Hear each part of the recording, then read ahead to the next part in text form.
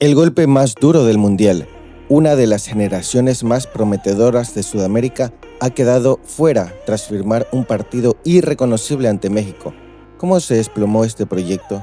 Hoy, en Febernova Fútbol, analizamos los 5 errores imperdonables que sentenciaron la eliminación de Ecuador. Suscríbete, dale like y debate con nosotros en la caja de comentarios. ¿Quién es el máximo responsable? El primer gran factor de este colapso tiene nombre y apellido. La verdad es que es Sebastián Beccacece. Para cualquier analista que pueda darse cuenta, la designación de este técnico argentino siempre sembró dudas. Y ayer, esas dudas ya se convirtieron en certezas dolorosas. Dirigir a una selección absoluta en una cita mundialista requiere un peso específico, un palmarés que respalde las decisiones en momentos claves, algo que lamentablemente Beccacece no tuvo. Su trayectoria, enfocada principalmente solamente en clubes y sin éxitos a nivel de selecciones, ha pasado factura en este escenario más importante como lo es el Mundial de Fútbol. Pero la realidad es cruda. La gestión táctica le ha quedado enorme para el calibre de la plantilla que Beccacece tenía en sus manos. Estamos hablando de una de las generaciones con más proyección y talento en la historia del fútbol sudamericano. Futbolistas consolidados en la élite europea.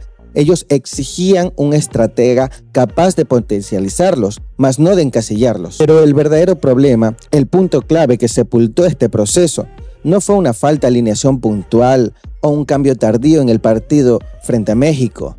Lo verdaderamente alarmante fue una preocupante rigidez a lo largo de todo el torneo. Beccacece demostró una incapacidad absoluta para aprender de sus propios errores.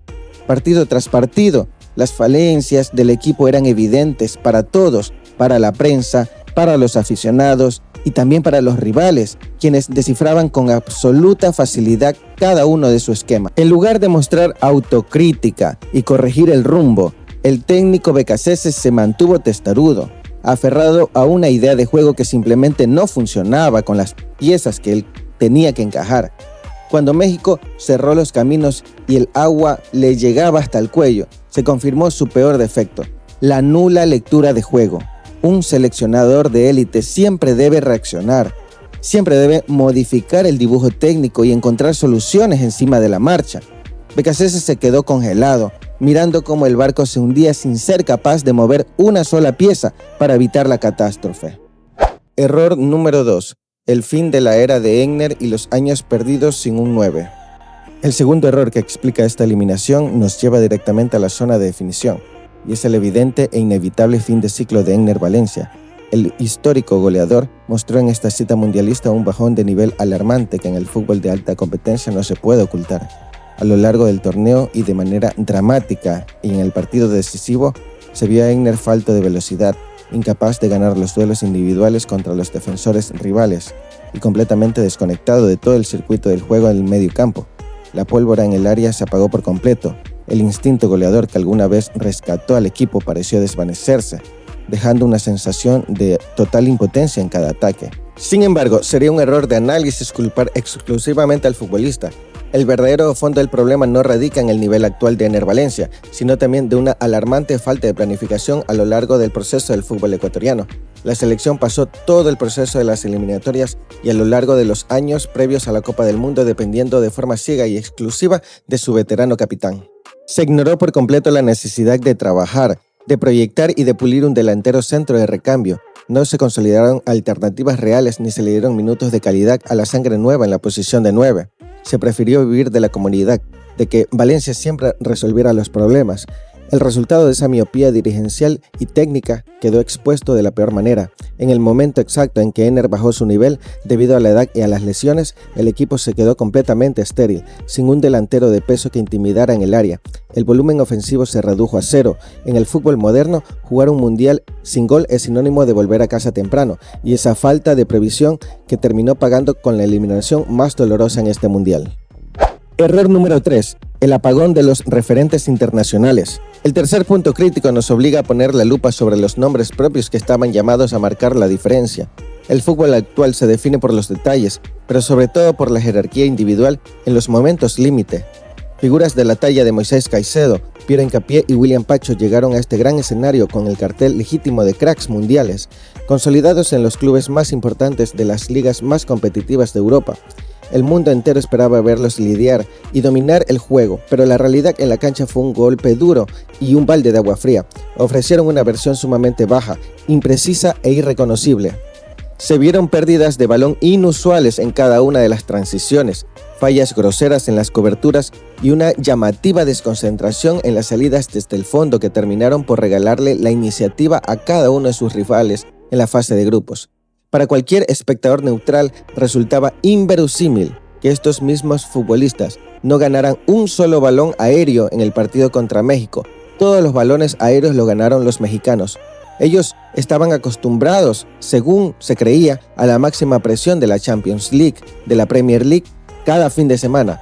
Es increíble que ellos lucieran tan desconcentrados en cada una de estas jugadas. Se esperaba ver que estos futbolistas ecuatorianos contagiaran de seguridad al resto de todos sus compañeros. En el partido contra México ocurrió exactamente lo contrario. En lugar de asumir un liderazgo y poner la pelota contra el piso para enfriar el partido, las supuestas estrellas ecuatorianas se contagiaron del nerviosismo, la prisa y la confusión. Al nublarse sus referentes, el equipo se quedó completamente desamparado, perdiendo su columna vertebral en el peor momento posible y dejando un vacío de autoridad que terminó por sentenciar el partido. Error número 4. La gestión de Francisco Egas y la miopía de la directiva. El cuarto gran error nos obliga a levantar la mirada de la cancha y apuntar directamente en los palcos. En el fútbol moderno, los éxitos y los fracasos que se ven en el terreno de juego casi nunca son una casualidad. Suelen ser una consecuencia directa de las decisiones o las indecisiones que se toman en los escritorios. Por eso, es imposible analizar este colapso sin evaluar la gestión de la directiva encabezada por Francisco Egas. El manejo de los hilos de la federación han dejado en evidencia una preocupante falta de visión y una miopía dirigencial que terminó dinamitando el proceso en el momento más inoportuno. El pecado original de esta administración radica en una planificación deportiva completamente errática. El error principal comenzó con la elección de un cuerpo técnico que, desde el primer día, ya generaba serias dudas sobre si realmente tenía el perfil y la capacidad de liderar y potenciar a la generación de oro del fútbol ecuatoriano. Pero poner un Ferrari en manos de alguien que no sabe pilotar a altas velocidades es un riesgo absoluto y la dirigencia asumió ese riesgo de forma irresponsable. Pero el punto de inflexión que ha roto cualquier tipo de relación entre la hinchada ecuatoriana y la Federación Ecuatoriana de Fútbol ha sido el supuesto rumor de que se tiene preferencia o favoritismo con Independiente del Valle para mostrar jugadores jóvenes sin haber debutado en primera división y usar a la selección de vitrina y así hacer negocios que se benefician exclusivamente entre ellos. Asimismo, está la supuesta imposición de jugadores de Independiente del Valle, donde se critica que casi la totalidad de los jugadores de la selección han provenido de sus filas inferiores. Error número 5. La peor versión colectiva de la Tri y la falta de alma en el partido contra México. Y quinto y último error nos lleva a la dolorosa realidad de lo que ocurrió dentro del campo de juego a nivel colectivo. Más allá de las fallas individuales o de los planteamientos desde el banquillo, lo que verdaderamente encendió las alarmas en el mundo del fútbol fue el rendimiento grupal de la selección ecuatoriana. El partido frente a México no fue una derrota digna ni un tropiezo por la mínima. Fue, sin temor a equivocarme, la peor versión colectiva que ha mostrado esta selección en muchísimo tiempo. El nivel de juego fue tan alarmante, pero tan alarmante, que se situó incluso por debajo de las discretas actuaciones del pasado frente a rivales de menor peso internacional, como lo son Costa de Marfil y Curazao. Un equipo ecuatoriano totalmente inconexo, partido por la mitad de la cancha y sin una idea clara de qué es lo que estaba queriendo jugar BKSS.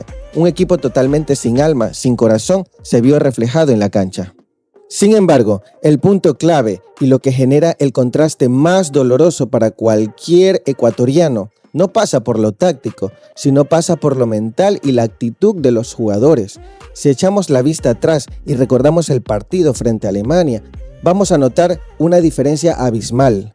Ante la potencia europea, esta misma selección saltó al campo de juego con orden, con un hambre voraz, exhibiendo con personalidad arrolladora y esas ganas inmensas de hacer historia frente a los ojos del mundo.